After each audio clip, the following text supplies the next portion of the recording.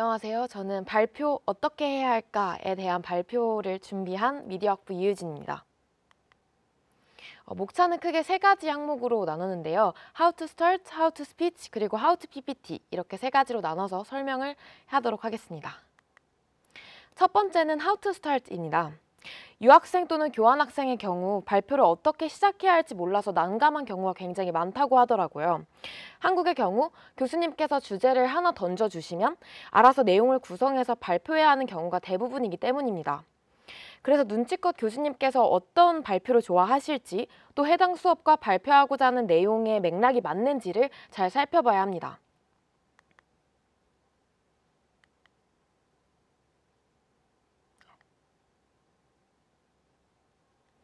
그렇다면 발표 주제 A가 주어졌을 때 어디서부터 시작해야 할까요? 첫 번째, A에 대한 기본 리서치부터 시작합니다. 흔히 자료 조사라고 하죠.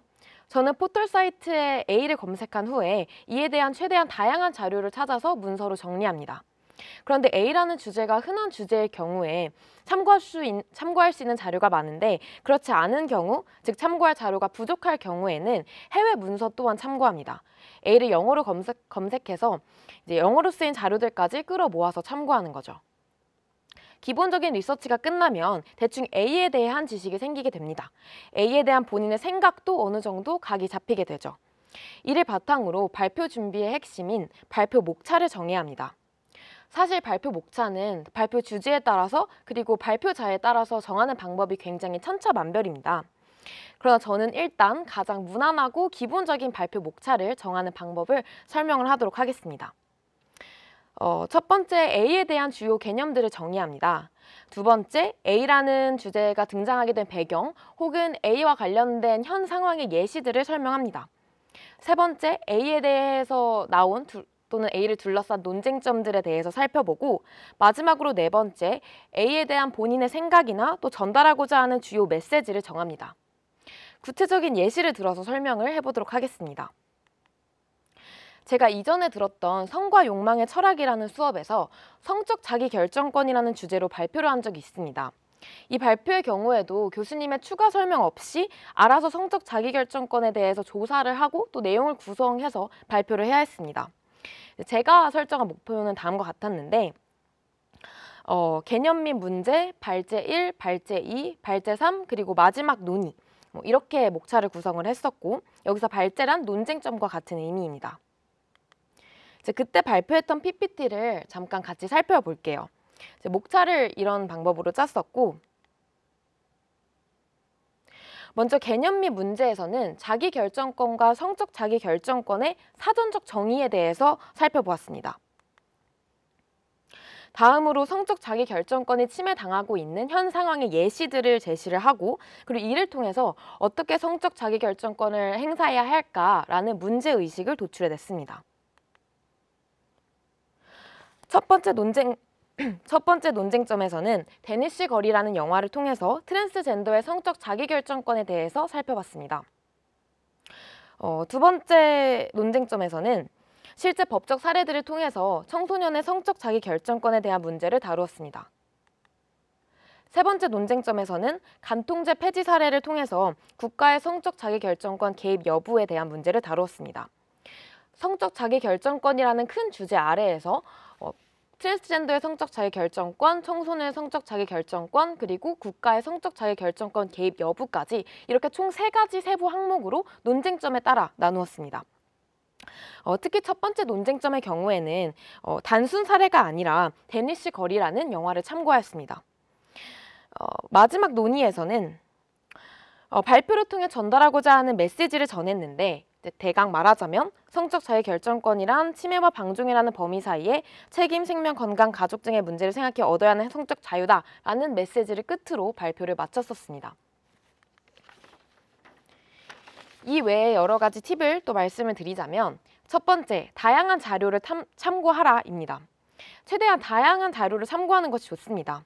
한국 자료뿐 아니라 해외 자료도 살펴보고 또 제가 앞서서 예시를 들어준 것처럼 단순 글 형식의 자료뿐 아니라 영화를 참고한다든지 아니면 뉴스를 참고한다든지 여러 가지 영상 자료도 함께 참고해 보는 것이 좋습니다. 이외에 여러 논문을 참고하는 것도 큰 도움이 됩니다. 두 번째는 직접 조사하라입니다. 간단히 예시를 들어서 설명을 하자면 제가 이전에 미투 운동이라는 주제로 발표를 한 적이 있습니다. 그때 미투 운동에 대해서 대학생들이 어떻게 생각하는지 설문조사를 진행을 했었고 또 미투 운동에 직접 참여해 본 적이 있거나 미투 운동 관련 사건에 좀 간접적으로든 직접적으로든 관련이 있는 사람들을 직접 취재해서 인터뷰를 진행했었습니다. 이렇듯 시간을 많이 투자해야 하지만 보다 직접적인 조사를 통해서 발표 내용을 구성한다면 충분히 발표에서 좋은 점수를 받으실 수 있을 겁니다. 세 번째는 교수님의 피드백을 받아라인데요. 발표에 대한 평가는 누가 하는 거죠? 바로 교수님이 하는 겁니다. 발표 목차 및 주요 내용을 정리한 문서를 미리 정리를 해서 교수님께 보여드리고 피드백을 받으시면 좋습니다. 메일로 드려도 되고 또는 직접 찾아가서 한번 피드백을 해주실 수 있냐고 요청을 하면 대부분의 교수님께서 흔쾌히 굉장히 좋은 마음으로 아마 피드백을 해주실 겁니다. 이렇게 교수님의 피드백을 통해서 발표 내용을 수정 및 보완하면 훨씬 더 좋은 점수를 받을 수 있겠죠. 마지막 네 번째는 전달하고자 하는 메시지를 정하라입니다. 흔히 주제에 대한 설명에서 끝나는 발표가 많습니다. 하지만 좋은 발표라는 것은 청중들로 하여금 해당 주제에 대해서 좀 더 고민하고 생각해 보게끔 이끌어내는 발표입니다. 따라서 그 주제와 관련해서 앞으로 생각해 봐야 될 점이 무엇인지 또는 발표자 본인의 생각과 이야기하고자 하는 메시지가 무엇인지 꼭 한번 고민해 봐야 합니다. 이제 How to Speech로 넘어갈게요. 먼저 한국 교수님들은 어떤 발표 방식을 좋아할까요? 스크립트를 보고 읽는 것과 완전히 외워서 발표하는 것 사이에서 고민하는 학생들이 많을 겁니다. 이 문제는 먼저 교수님의 발표 평가 조건을 살펴봐야 합니다. 하지만 보통 외워서 해라 라는 특별한 말이 없는 경우에는 스크립트를 보면서 발표해도 무방합니다. 하지만 가장 중요한 점은 청중에게 이야기하듯 발표해야 한다는 것입니다. 스크립트를 보고 발표한다고 해서 무조건 스크립트만 읽는 게 아니라 청중과 스크립트를 번갈아 보면서 이렇게 자연스럽게 이야기하듯 발표를 해야 합니다. 리드가 아닌 스피치를 해야 하는 거죠. 또 외워서 발표할 경우에도 오히려 너무 달달 외운 티가 나면 교수님들께서 좋아하지 않으시기 때문에 메모라이즈가 아닌 마찬가지로 스피치를 해야 하는 겁니다. 그렇다면 청중인 한국 학생들은 어떤 발표에 집중을 할까요? 이제 이렇게 얘기하면 조금 슬프지만 대부분의 한국 학생들은 발표에 대해서 큰 관심은 없습니다. 멍하니 있거나 딴 생각을 하는 경우가 많죠. 하지만 한국 학생들도 당연히 좋은 발표라면 귀 기울여서 듣는 경우가 많습니다. 이제 간단한 손 제스처나 확실한 강조를 통해서 청중의 이목을 끌 수 있습니다. 그리고 톤과 억양의 높낮이를 조절을 해서 청중이 지루해하지 않고 발표에 끝까지 집중할 수 있도록 이끌어야 합니다. 예를 들어서 이제 PPT에 보이는 문장을 아무런 억양 없이 아무런 느낌 없이 이야기하면 톤과 억양을 조절해서 청중의 이목을 끌어야 합니다.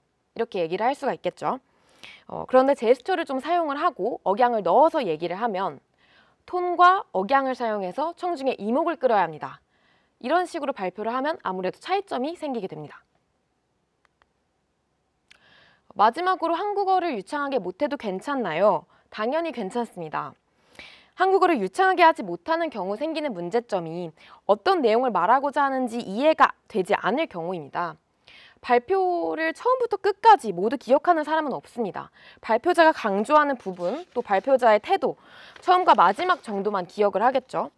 그렇기 때문에 발표를 할 때 확실한 강조와 메시지 전달, 또 자연스러운 시선 처리 정도만 신경을 쓴다면 한국어 실력과 상관없이 충분히 좋은 발표를 하실 수 있습니다.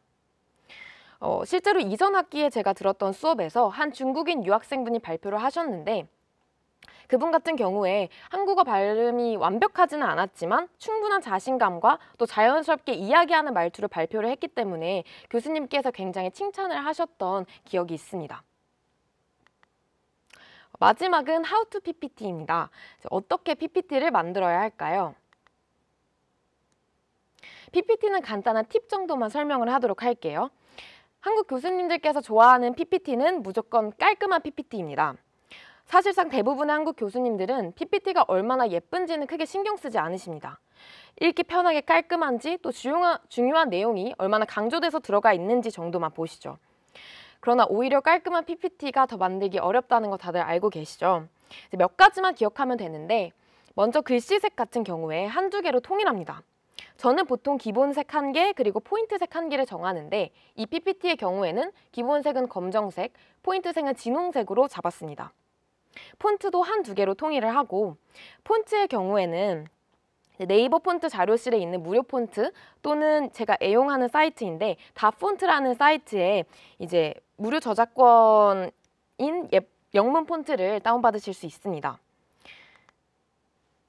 또 청중들은 글보다는 아무래도 시각적인 자료에 집중을 합니다. 사진, 도형, 아이콘을 적절히 사용해야 하는데 도형의 경우 저는 원이나 이 PPT에서 보이시는 네모 박스를 주로 많이 사용을 하는 편입니다.